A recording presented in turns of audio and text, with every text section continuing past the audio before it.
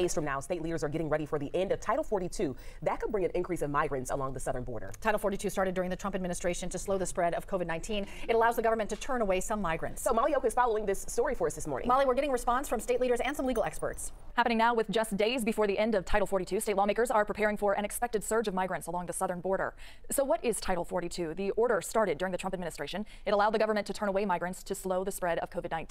People who cross the Mexico-U.S. border could have their sights set on Metro Atlanta. A border restriction that was put in place during COVID-19 has expired, but new rules are in place for people seeking asylum. For anyone looking to start a new life here in the U.S., one thing needs to happen. The Latin American Association says it's received a record number of immigrants in its office this month since the group began serving the community 50 years ago. So right now, the CEO says they're in desperate need of clothing, food, and monetary donations. Paulo Soro spoke exclusively with one of the migrating families in tonight's Voices for Equality.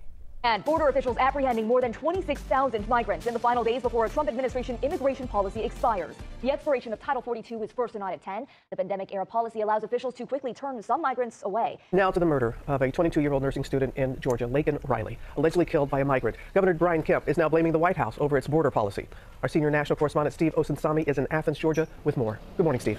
Welcome back at 12:13. As the investigation continues into the death on the University of Georgia campus, newly filed affidavits are revealing more about 22-year-old Laken Riley's murder. Madison Scarpino has the latest. Welcome back inside live now from Fox. We want to go out to Georgia next as we continue to follow the latest developments here of a person who has been arrested now in the death of a 22-year-old nursing student. That suspect charged in connection with that 22-year-old has been confirmed as an illegal immigrant who's originally from Venezuela. When COVID restrictions are lifted Thursday, immigration attorney Charles Cook says we can expect to see videos of tons of people, thousands of them, coming to the U.S.-Mexico border. But Cook says with the end of restrictions, the U.S. will have the power to review each request for asylum and deport any migrant who doesn't qualify to stay, all under orders from the president.